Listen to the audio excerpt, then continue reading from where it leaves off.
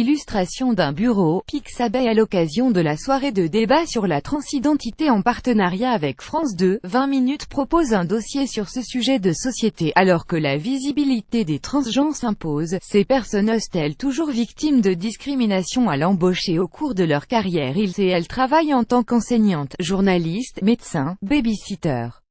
Et beaucoup ont effectué leur transition au cours de leur carrière, sans se retrouver à la porte.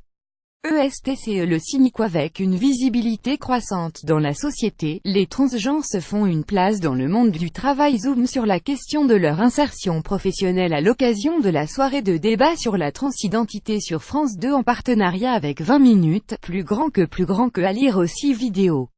Transgenres découvrez en exclusivité les 20 premières minutes du télé, l'épreuve d'amour, des ratés, mais pas de malveillance. Rachel, 28 ans, a progressivement modifié sa garde-robe depuis qu'elle travaille en tant que journaliste.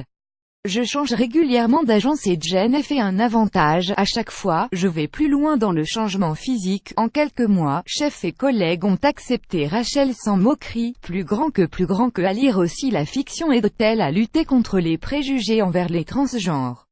Comment gérer les interrogations? Ma politique, c'est de pas l'annoncer, mais si on m'interroge, je réponds. Et j'ai trouvé de bonnes alliées qui répondaient aux questions des collègues.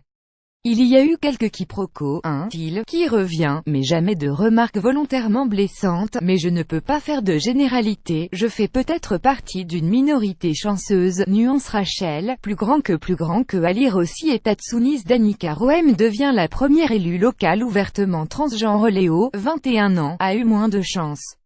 Il a vu son contrat de 2 mois s'interrompre au bout d'une semaine. Le gérant d'une buvette m'avait engagé, il connaissait mon père, qui m'a présenté comme sa fille, résume-t-il.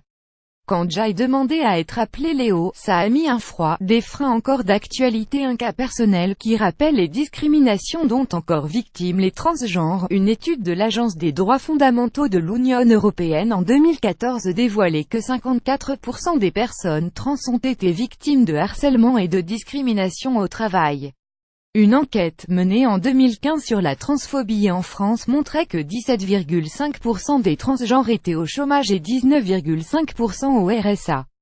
Les chiffres restent massifs, mais pas assommants, analyse le sociologue Arnaud Alessandrin, co-auteur de cette étude et de Trancyclopédie.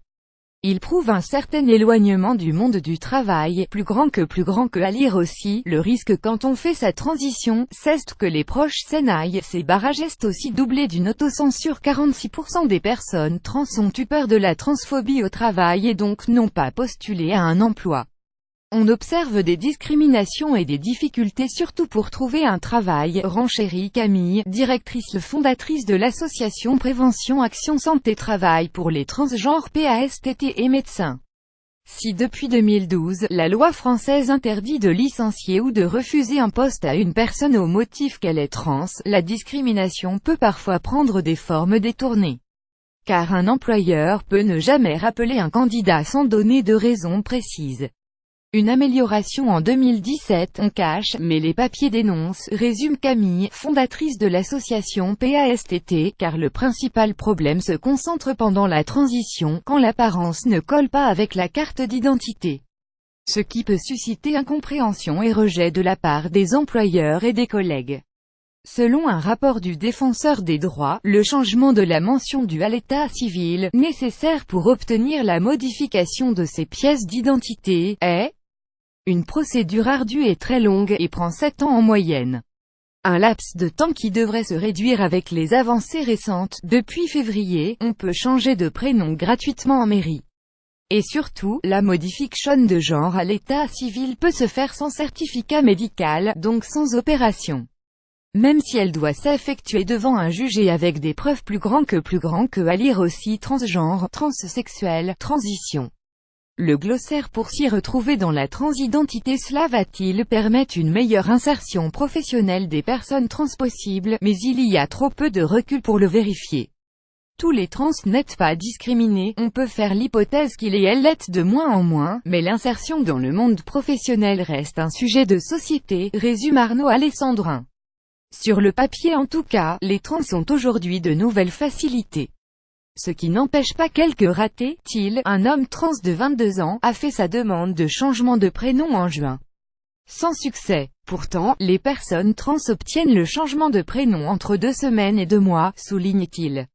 Mais cette mairie ne s'intéresse pas à mon cas, quand je les appelle, j'ai l'impression qu'ils l'ont oublié. Il y a quelques semaines lors d'un entretien d'embauche, ma seule inquiétude, c'était qu'on me demande mes papiers. Pour le coup, ça s'est bien passé, il voulait juste savoir quel prénom écrire, faire sa transition plutôt autre évolution positive, les jeunes ont conscience plus tôt dans leur vie de la possibilité d'être eux-mêmes, assure Johanna, 68 ans, une ancienne militante de la cause trans. Aujourd'hui, des bloqueurs de puberté et la prise d'hormones évitent l'horreur de voir un duvet pousser quand tu sais que tu es une nana ou des 5 quand tu es un mec. Une transition plus précoce peut donc être un atout professionnel. Pour se présenter dès l'embauche sous le genre choisi et ne pas avoir à expliquer le pourquoi du comment de la transition. Et Johanna de conclure, le droit à la différence est en train de se gagner, mais le droit à l'indifférence, c'est pas pour demain. Le jour où on sera trans comme on est blonde, on aura gagné. Soirée continue fiction suivie d'un grand débat en direct transgenre. La fin d'un tabou à partir de 20h55 le 22 novembre en partenariat avec 20 minutes.